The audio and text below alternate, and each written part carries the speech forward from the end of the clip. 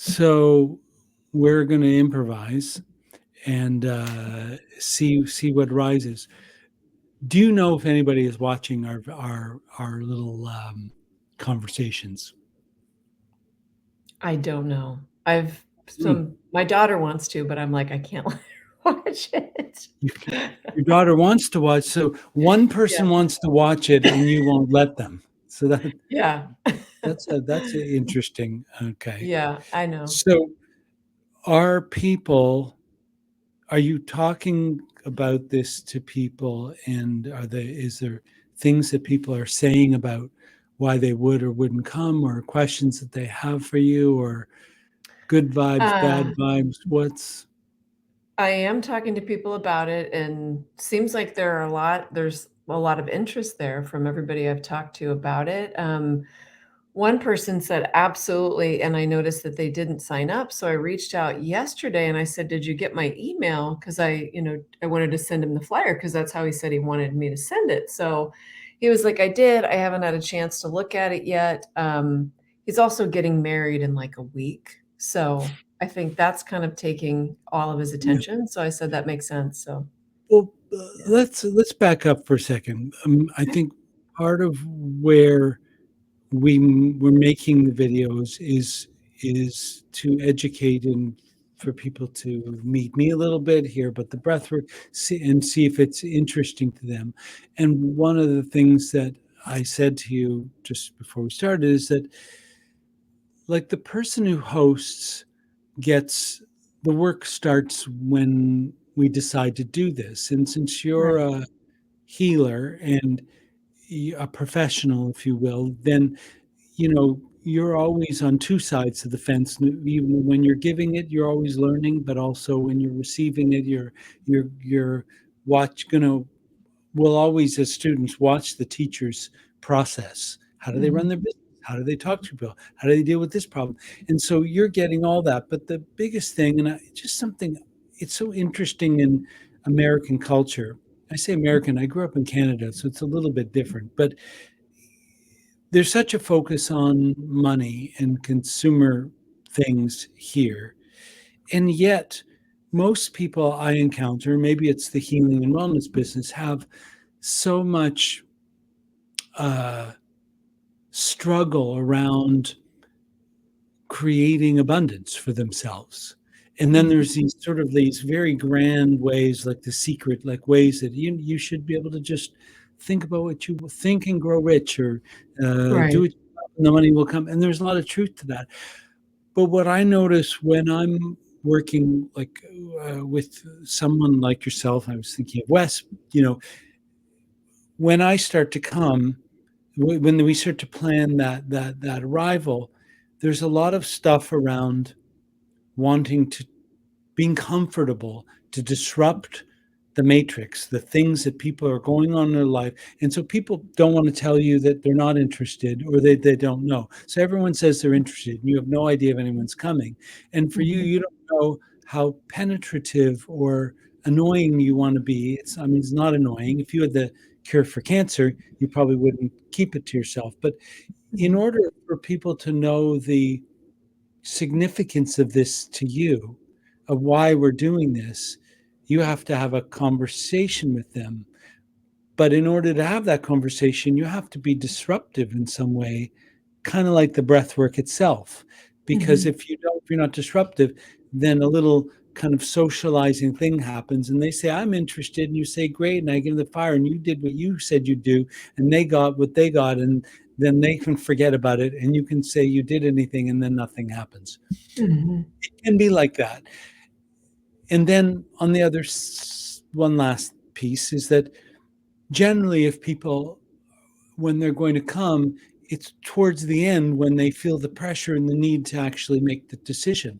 So my question to you is, like, how does all this feel emotionally for you? The reaching out, the conversations, the sense of obligation that you have around that you're doing this thing and you want people to come and experience it, and you're not really sure what's going on. Like, can you tell me a little about your process? And last thing, I went on this podcast which was really about it was personal growth, but it was about business. And like the thing that's most interesting to me, because I've been doing this for 35 years, is that yeah, I have all this ability to work with people, but I also raised two kids and I ran a business for 35 years.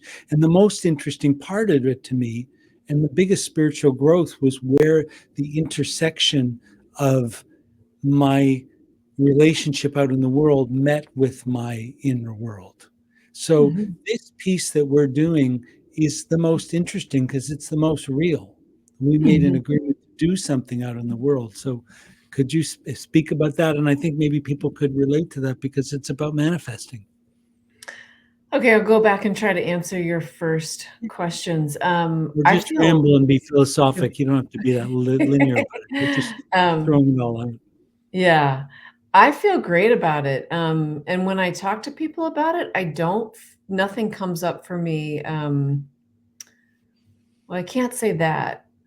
Um, I think What was that I was piece for gonna you? say nothing comes up for me, but that's not exactly true. So I think initially when I think about telling people about it, I'm not doing it, so I don't feel like I'm the one that's either gonna Oh, I'm not you're the one not that's on gonna perform stage it. and you're Yeah, not you are. promoting yourself, so you don't feel Yeah, like, "Hey, come do this thing because and look how I'm wonderful I am." exactly. So I Yeah. don't have that coming up, but I do have this I nobody wants to hear a "No, I'm not interested." So there's a little bit of that there that what if they're not interested? But, But so do you think you get to the truth of how people feel about it? Because I think there's two pieces, like your friend, people are just busy, and also they mhm, forget. It's not that important, and maybe they would come if they knew what it was, or they would come if they remembered.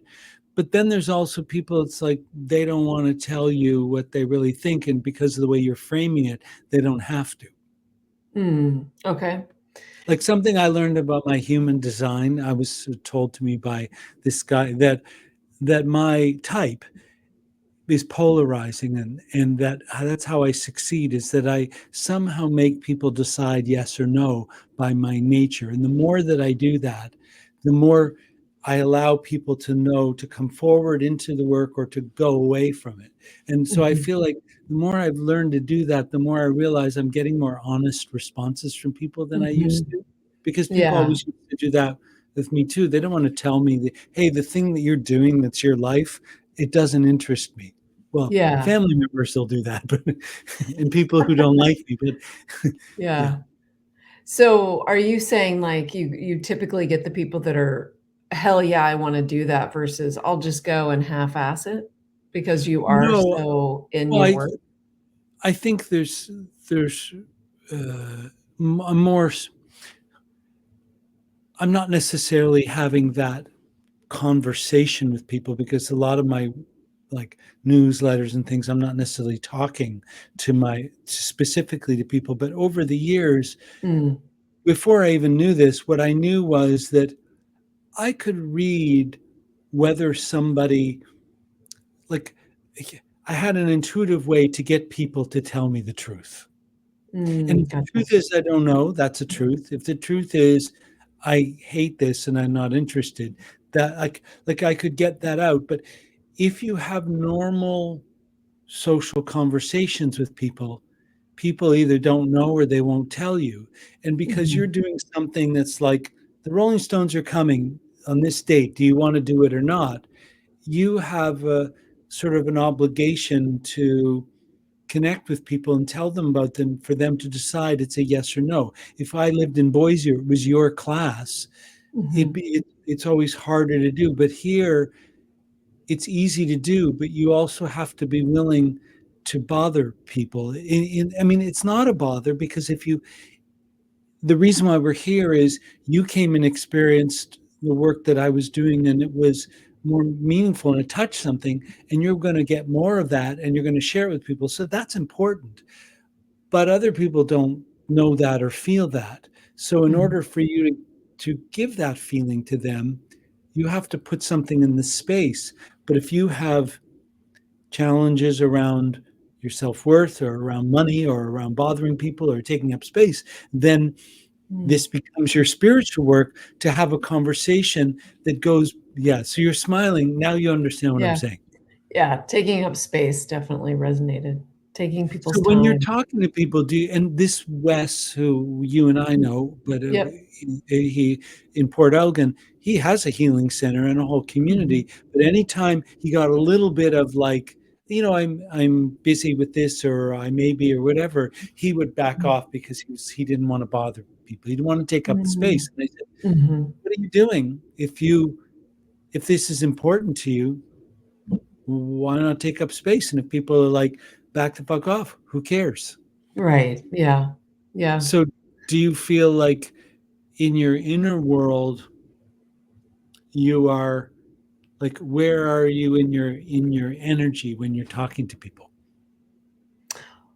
Well, the people I've talked to about it so far know breath work really well, so I don't feel like I need to sell breath work at all. I think the work is gonna be talking to somebody about breath work that's never done it before, right? Or that this isn't really just breath work. It's not really, maybe it's not breath work at all. Maybe it's not breath work as they know it. Because Right. as soon as you say breath work, it sounds like something, but um, you They know, might not know. Yeah. They well, might think, they don't "Go ahead." know. Yeah. Yeah. I'm not trying to be egotistical about it, but they haven't done it with me and they don't know what that's going to be. So they think it's going to Right. be like what they know. Yeah. Like, Yeah. okay, if I've never done plant medicine and you tell me what plant medicine feels like, you know, Yeah. so, but I don't know, or, like I've smoked marijuana, but I've never done plant medicine. Is it like smoking marijuana? Like, so if you maybe well, sorry, I keep interrupting, but maybe you should maybe telling people it's breath work because we're going to do movement and there's going to be conversation. And the conversation, as you know, like we're doing right now, is more penetrative. It changes the breath work. Even the first Mhm. time we were together, you said I said something to you. I said you don't know what you're doing. Yeah. Sorry about that. In a context, but that conversation moved something. Yeah. That's just as important as the breath work. Yeah. I agree. All right, so I'm pulling you off track. So you're talking the people you know who've done breath work, they they already think they know what this is going to be. Yeah, they do, and most of them have done, a conscious connected breath for a longer period of time, so I think they do have a pretty good understanding of what it's gonna be like, and I've shared this has been the most powerful experience I've ever had with breath work, and I don't know if, whether they believe it or not, I don't know, but yeah, Doesn't I've added have to. that. Yeah, I mean, if so it's true, then sorry, I feel very pokey today. So you said just before we started that. Oh, no, when we started, has anybody watching these? And you said nobody, but your daughter wants to, but you won't let her. Why won't you let her? Why don't you want to Um, show it? yeah, no, I do, but I don't. I don't know, it's like, I think I sound like an idiot. Hmm. And God forbid your daughter, of all people, she doesn't Exactly. know what you sound like. She'll Well, never forget that. the reason why I bring it up is in the same way, like there's something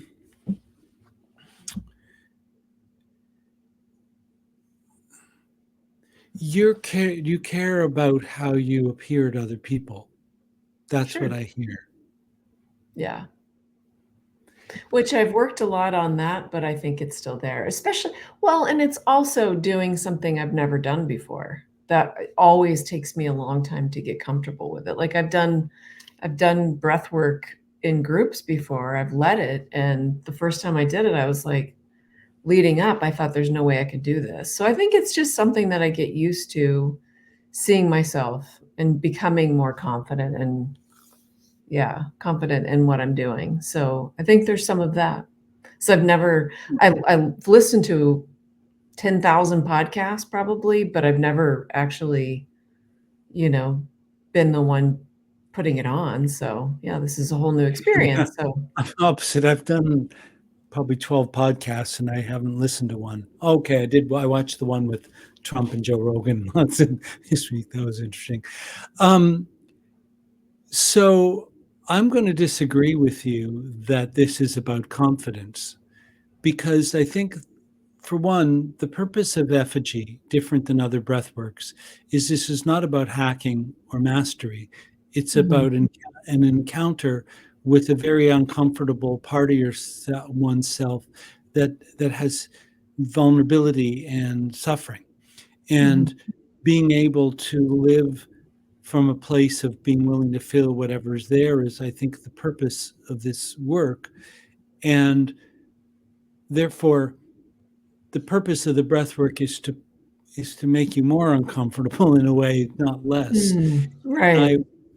I feel like the thing that's going to encourage people to come, including your daughter if she's interested, if she watches this, is to encounter your vulnerability, to encounter that Mm, why this was powerful and what this touches is like this is coming.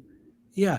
It's interesting. Anybody watching the video, like when you smile, I see the real you. You have this look in your face like I've been exposed, but there's like a little mhm, girl in there, and that in that exposure, you're kind of relieved when you're mhm, smiling. And I mhm, feel like you want to be a good practitioner and responsible for me in this project, but that's not what this is about. Like I'm coming because I'm helping you with your growth. That's the purpose, because it's not about breath work, it's about what you can do to become more whole. But the very thing I think that you need to bring people is the very thing that you're working on in this work, which is allowing yourself to be in the weakness, not the strength. mm. I love And that. and letting people see that, and not is a way for you to get over the part of you that cares what they think. I mean, of course we care what people think. I care what you think. I set up my camera so I don't look a little terrible. I mean, I but the way that you're caring about it is more by not taking up space, Mhm, by not showing what's the greatest part of you, which is that you're determined and courageous and vulnerable, and like you throw yourself into your spiritual life, and that's why you've invited me to come, or that's mhm, why we're doing this collaboration. Except that gets lost on the table while you're presenting something that's confident and interesting and sounds like it's breath work, when if they want breath work, well, they could do it with you, or they could find someone else in Boise who does breath work. I feel like what we're offering is an opportunity to completely change a person's perspective of themselves by becoming whole, by allowing more of who we really are into our life. And I think that's the what the breath work that I'm doing should do. I love that. That's very cool. Yeah, that resonates quite a bit, the vulnerability, being exposed, and that is the beautiful thing about what we're all here to do, right? But I do think that we forget that I don't for know whatever if we're all here to do that. I just know that that's what I'm here to do. that's what, Mhm, well, here's an interesting story, and probably, hopefully, well, if she watches this, fine. So I have a friend. I met her. She's a Sufi. She's a Sufi teacher, and she leads dances and stuff. And I met her in like Sufi community. Uh, this was in the summer, and she just got kind of interested in me. Well, most people don't know. Even if I go to spiritual things, people don't ask what I do for a living, whatever.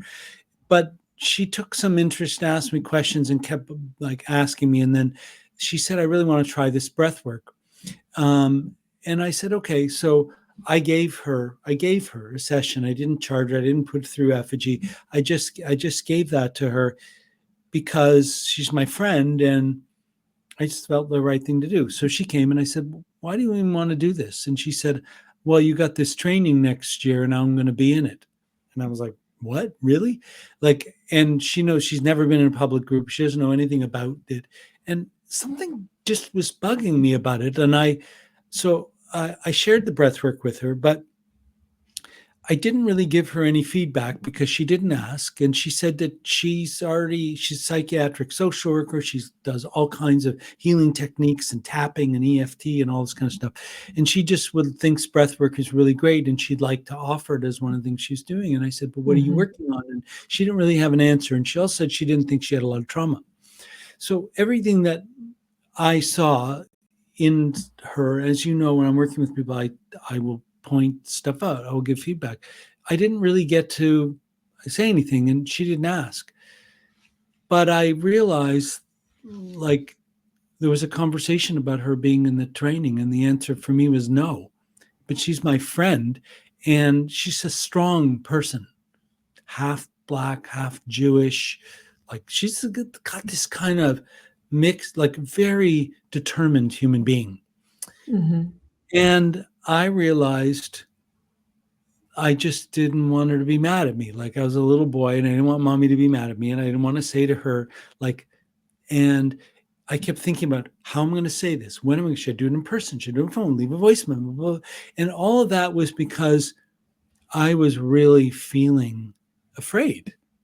And when I realized I did some breath work, when I released the resistance, I realized I just had a realization, and I just called her and I said, "I'm concerned you're going to be upset, and the health of my relationship with you is more important to me than this thing. But I just want to go straight to it and say, it's a no for you being in this program. And I'm going to tell you why. But my real concern, yeah." So your eyes went up. Like, I went straight to the point. So because I could have just gone around and around and said, "And Mhm. then by the way," no, I just started out. I said, "It's a no. But I'm really concerned about my relationship with you." And when I put that front and center, I spoke from my heart and I just said, "You've never been in a group with me. You have no idea what you're getting into. This is 9 months. It's a lot of money and a lot of time. And I don't think you know what it is and it's a right fit for you and for me. And like, these are people who want something from me and they want something in their personal growth." Mhm. And she was really moved, like really super touched. But if I had delivered it at any other point up to that moment, I would have gotten resistance from her. I would have gotten something because I was in resistance. I was in some tension around it. So to bring this back to Mhm. our conversation, like, I think one of the things, and I'm hoping it's okay to say this, and so your daughter can hear it too. um, we met because what you were doing wasn't enough. That's what I Mhm. got from you. You had learned a breathwork technique, you're a facilitator, you've done plant medicine, you're already a guide, but you came into my world incomplete. And that was the only thing that you were expressing at every turn where we were having conversations, whether it was in a day long or whatever. And I think that, and we talked quite a bit, and I you told me some of your personal story. And I think that the biggest thing for you is that you have to make value of the part of you that feels weak. And I think that if you come to me and try to get from me another technique or another powerful experience, it's not really going to help you. And the thing that I know that is of value, because I think you want to be in my program. Like you said, "Do you have room for me in your program?" And I said, "Do you want me to have room?" Like, you're kind of putting it out to me. And I think that you have to decide what matters to you the most and then live in the insecurity of it. And if you do that Mhm. with me in relationship to this event that we're providing to other people and in the relationship to what you want, it'll go well.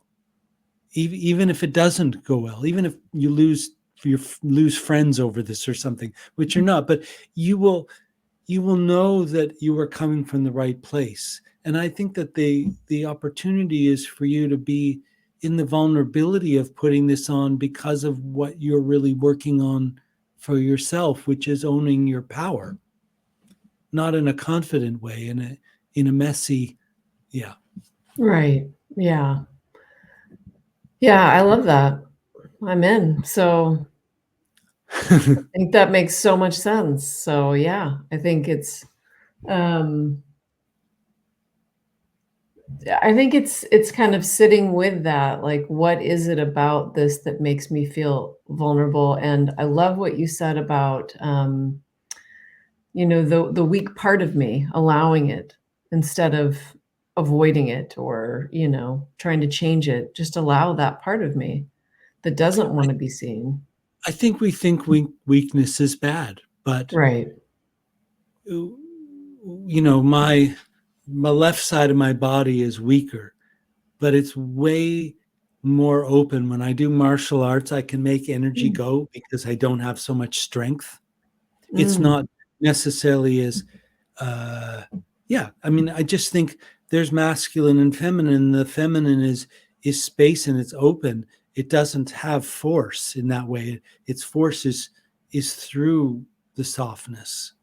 And I mean, weak, yeah, there's this, my Tai Chi teacher would say the weak defeats the strong. I mean, it's probably from the Sun Tzu, The Art of War. I mean, Mhm. so I think that really what I mean by weak is the part of you that doesn't want to let your daughter watch the video, or you don't necessarily want to take up too much space if you're talking about this, is making your weakness a deficiency rather than a Mhm. strength, because you're Right. saying this part of me isn't should be hidden and shouldn't be used. When, let's just say, your daughter watches it and like realizes some beautiful part of you that you never showed to her because you act a certain way. Mhm. I have a story. My, 'Kay. my son, my son, when he was in middle school, he's 21 now. When he was in middle school, he was a little fucking shit. Like, and he was smoking a lot of weed, and like, he got caught in the mall at midnight trying to break in with his friend, and he was just the like such a scheming little liar.